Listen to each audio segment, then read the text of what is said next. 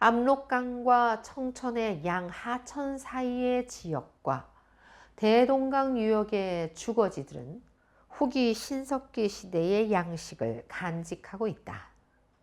이들의 축조 양식에 있어서는 지방적 차이가 심하게 나타나지 않고 있다.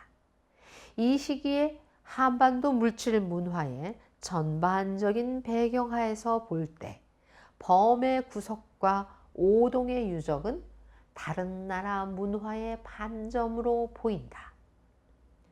압록강 유역과 송화강 상류의 문화의 본질적인 차이에 대해서는 한편으로는 대동강 하류의 소위 궁산 문화와 다른 한편으로는 남만주와 한반도 북부에서의 철기 출현이라는 문제를 가지고 많은 학자들이 언급하고 있다.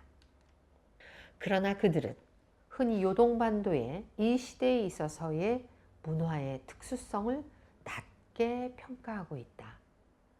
사실상 쌍사자의 다층 유적의 제3문화층을 접하게 되면 곧 일련의 독특한 특징에 주목하게 된다. 이것은 특히 규모가 크지 않은 사각형의 주거이다. 주거의 형태는 일정한 방향이 없다. 그러나 주거지의 방향은 그것이 배열되게 되는 산의 경사가 전개되는 것에 따르고 있다. 또한 새로운 특징으로서 주목해야 할 것은 30에서 100cm까지의 구멍에 세워진 주거지의 돌 흙담이다. 세 번째 새로운 특징은 벽을 돌로 만든 것과 함께 입구의 외실 구조이다. 몇몇 외실에는 돌계단의 잔존물도 있다. 그러나 네 번째로 차이가 나는 것은 로지의 밑바닥이 석판으로 만들어져 있다는 것이다. 이런 모든 주요한 변화로 상정해 볼 때 기원전 20세기에 요동반도 쪽으로 석조 건물을 애호하는 아마도 거성문화의 건설자와 연관을 갖는 어떤 새로운 종족이 유입되었을 듯하다. 돌에 대한 그들의 선호는 아마도 이 시기의 유적인 주거지의 구조에 특징을 남겼을 것이다. 주목할 것은 이전 시기의 쌍사자 유적은 그 시기의 다른 유적과 어떤 점에서도 다르지 않았다는 사실이다. 돌을 선호한 흔적은 매장지를 살펴보아도 알 수 있다. 남만주와 한반도 북에서의 청동기 시대의 시작은 흔히 다양한 형태의 돌무덤, 즉 지성묘, 석관묘와 적석분, 그리고 석곽분, 돌 흙무덤 등의 출현 및 이것들이 광범위한 지역으로의 확산과 관련을 맺는다. 무덤 형태의 하나인 함경북도와 양강도의 몇몇 지역을 제외한 한반도 거의 전 지역에서 발견된다. 한반도 너머의 지역에서 치성묘는 중국 동부와 만주에서도 두드러진다. 동북에서 서쪽으로 천산산맥에까지 거석으로 된 건축물이 발견된다. 이미 역사의 여명기에 그것들은 그 거대함과 단순한 모양으로 사서 찬자들의 주의를 끌었다.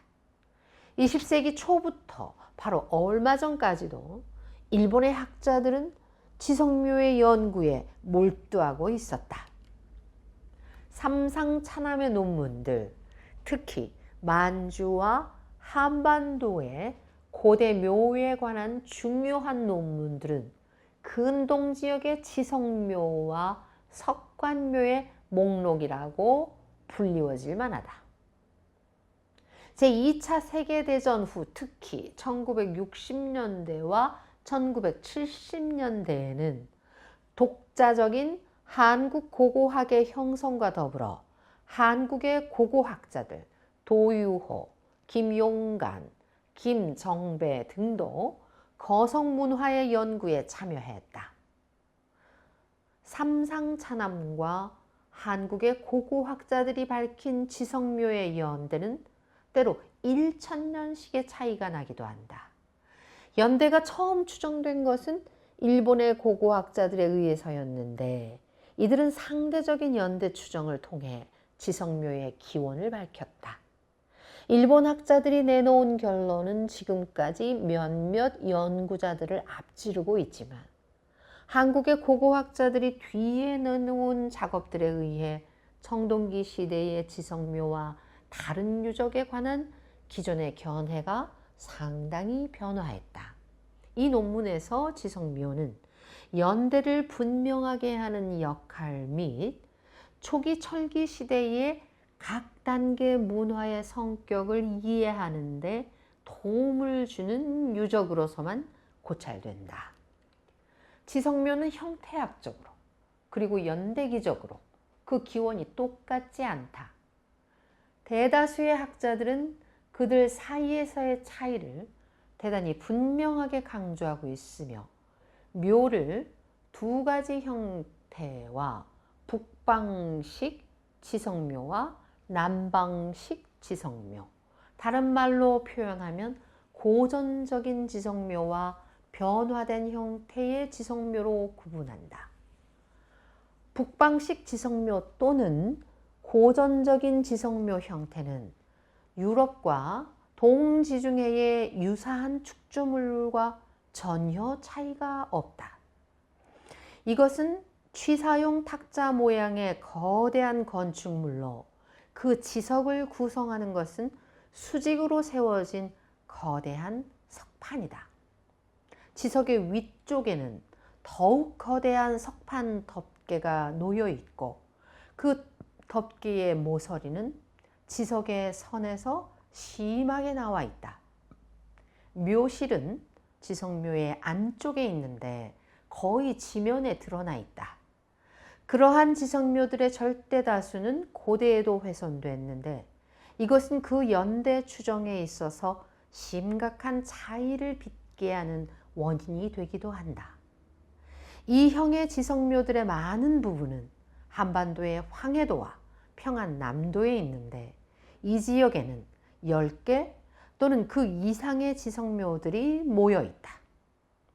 이들은 중국 요령 지방의 남쪽 요동반도의 청원현, 통화현 그리고 류화현에서도 발견된다. 산동 지성묘의 일부 형태가 북방형을 취한다는 것은 흥미롭게 주목해 볼 만하다.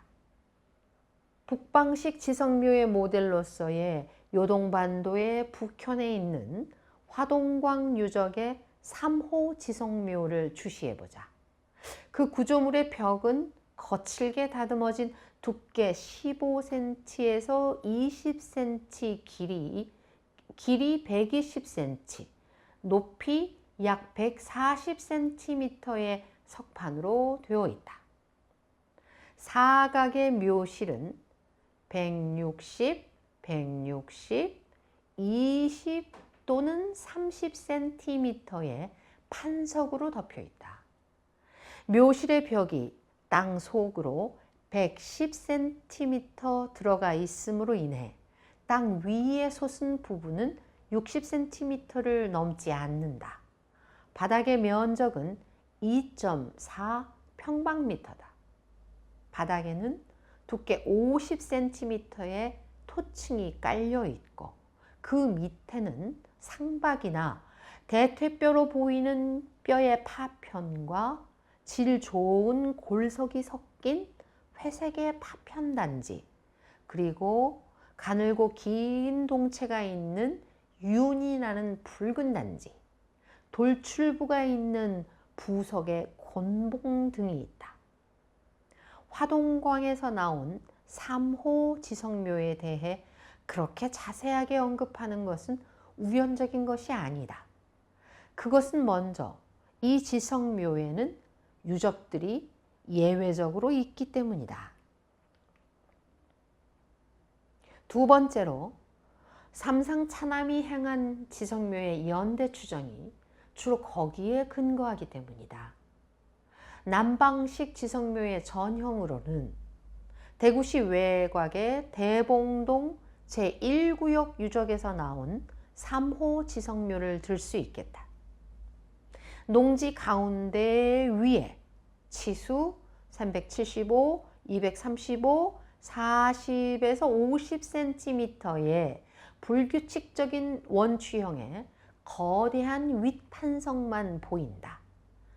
판석 밑에는 판석에 층이 있고 그 층 밑에는 200에서 500cm의 직각형 대석이 있다.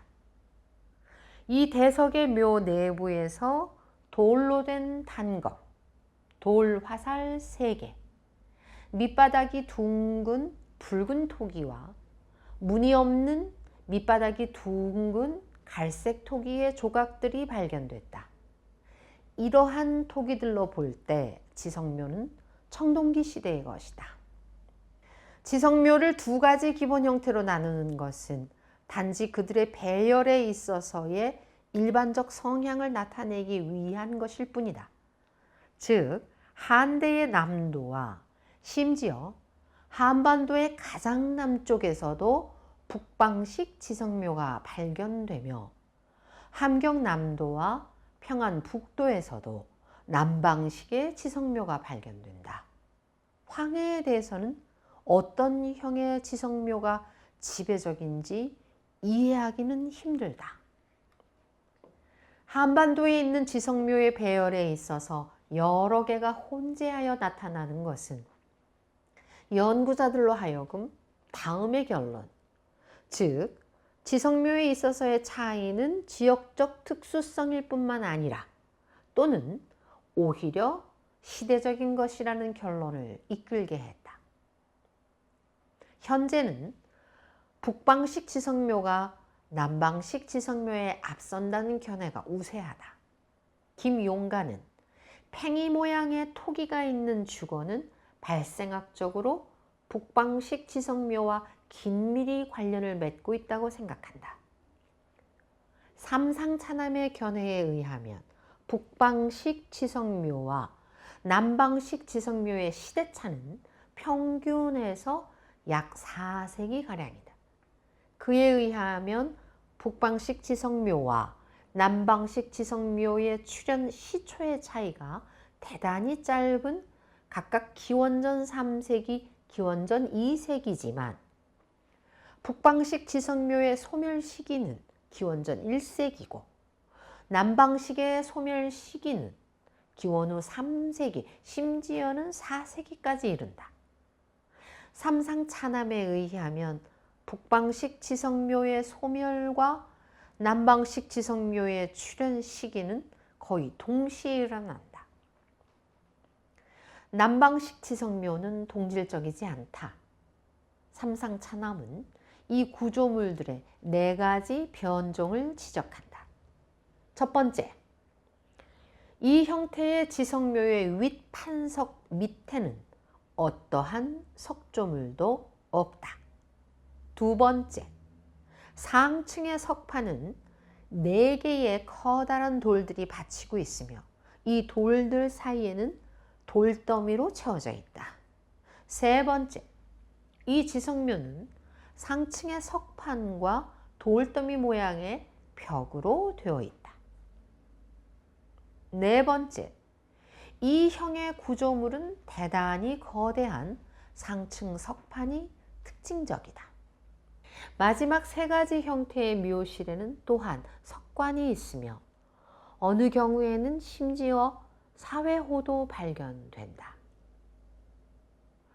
상층 석판 밑에서 보통 발견되는 석관은 때로는 석판 바로 밑이 아니라 마치 그것을 사방에서 포위하는 듯한 곳에 있다. 그러한 무덤의 집합체 속에서 지성묘는 이미 방어적 역할과는 무관하고 그것은 곧 무덤의 유적이라는 표시로서 역할을 하게 됐다.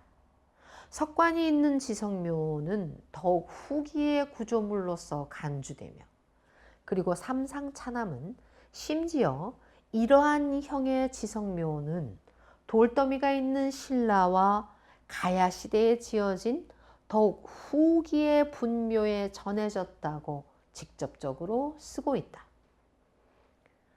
그는 후기의 지성묘와 신라의 분묘가 형태학상 그리고 문화적인 면에서 유사하다는 점을 강조하고 분묘가 5세기에서 6세기에 속한다 하여 후기 지성묘 연대를 4세기로 추정한다.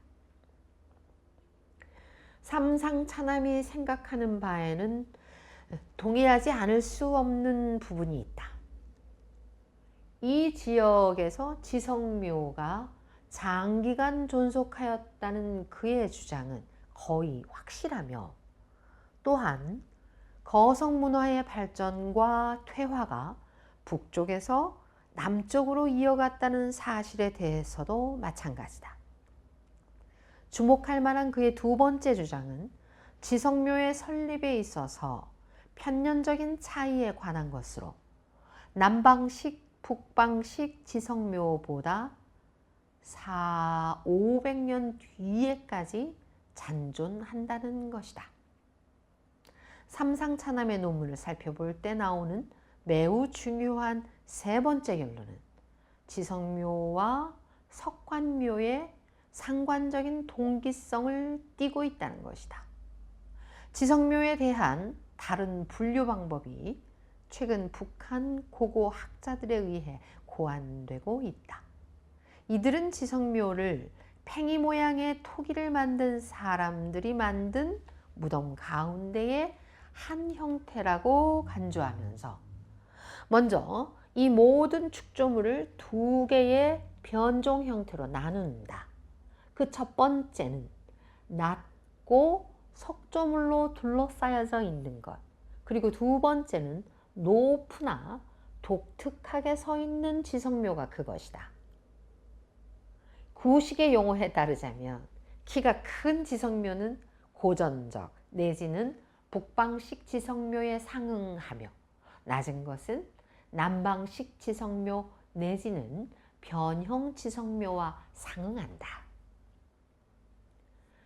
북한의 학자들에 의하면 그러한 용어가 이러한 유적의 연대와 구조에 대해 정확한 설명을 해주지 못하므로 따라서 고전적 지성묘를 그들은 오덕형 고인돌로 남방식 지성묘를 침촌형 고인돌이라고 부를 것을 제안하고 있다.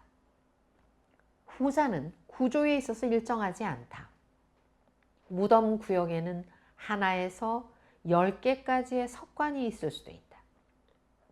북한의 고고학자들은 하나의 석관이 있는 집합을 침촌형의 가장 뒤늦은 축조물이라고 간주하는데, 즉 그들의 견해에 의하면 지성묘의 진화는 하나의 집체 속에서 관의 숫자가 줄어드는 경향을 따랐다는 것이다. 몇 개의 관리 있는 침촌형 고인돌을 북한 학자들은 구조에 따라 세 가지 형태로 분류한다. 하나의 무덤 구역 안에 4개에서 6개분의 커다란 고인돌과 보통의 돌 상자식 석관이 배합된 것이다. 황주군, 침촌리, 김동유적이 그러한 유형에 속할 수 있다. 두 번째 형의 구조물이 먼저 번의 것과 구별되는 것은 고인돌의 양측면 지석이 두꺼운 판석으로 되어 있으며 목연와의 벽들은 가느다란 판암에서 뽑혀져 나와 있다. 침촌리의 청진동 고인돌도 이러한 건축물에 속한다. 하나의 무덤 구역에 판석으로 만들어진 몇 개의 지성묘가 있는 경우도 있다. 따라서 동질적인 고인돌은 침촌형의 네 번째 변종일 듯 하므로 우리는 침촌형 고인돌의 네 가지 형태를 상정할 수 있다. 북한의 고고학자들이 제안한 지성묘의 새로운 분류에 있어서 가장 중요한 것은 고전적 내지는 그들의 용어로서 오덕형 고인돌은 시대적으로 뒤진 것이며 개별 무덤 구역을 한 침촌형 고인돌의 변종 가운데 하나라는 데 있다. 북한의 고고학자들은 오덕형 고인돌을 두 개의 군으로 나눈다. 첫 번째에 속하는 것은 비교적 높지 않은 고인돌로 그 주위에는 무덤 구역의 흔적이 보인다. 그러한 지성묘의 판석은 별로 다듬지 않은 돌로 이루어지며 그것의 위는 불규칙한 형태의 커다란 판으로 덮여 있다. 예를 들어 황해도 오덕리 석장골의 제2유적지대에서 나온 2호 고인돌의 진성은 길이 4.4m, 너비 2에서 4m, 두께 0.4m의 규격을 갖는다. 측면 벽들의 두께는 0.3m이다. 두 번째 군에 속하는 오덕형 고인돌은 비교적 거대한 구조물로 그 높이는 때로 1.5m까지 달한다. 오덕리 유적에서 나온 10호 고인돌은 이 형의 전형적인 축조물로 간주할 수 있다. 이것은 매우 거대한 지성묘인데 거대한 판들로 이루어져 있으며 직경 4.4m의 원추형 판으로 덮여 있다. 묘실은 길이 1.95m, 너비 1.8m, 높이 2.5m이다. 지성묘의 벽을 확고히 하기 위한 석재 대신에 1.05m 깊이의 호가 파여져 있으며 그 호의 깊이가 지석 전체 높이의 약 3분의 1에 해당한다. 이 지성묘는 형태상 화동광 지성묘와 매우 흡사하다. 따라서 북한의 고고학자들은 삼상차남과는 전혀 반대되는 지성묘의 형식 분류를 제안한다.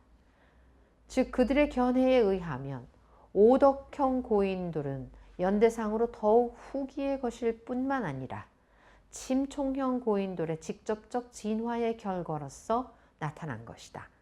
북한의 고고학자들은 침촌형 고인돌에서 나온 도구가 기원전 2000년 후반의 주거에 전형적으로 나타나는 것이므로 이들 고인돌도 같은 시대의 것으로 볼 수 있다고 간주하고 있다. 작은 석검, 도끼 화살, 손도끼, 청동 화살이 발견되는 오덕형 고인돌은 그 연대가 더 후기의 것으로 추정된다. 따라서 북한의 고고학자들이 추정한 연대가 확인된다면 새로운 분류들과 그리고 지성묘의 편년상의 계승 관계를 가지고 비록 돌멘을 표기하는데 새로운 용어를 만드는 것이 절대적으로 필요하지는 않을지라도 청동기 시대의 남만주와 한반도 문화 발전의 전통적인 개념에 대해 새롭게 할 수 있게 해주고 있다.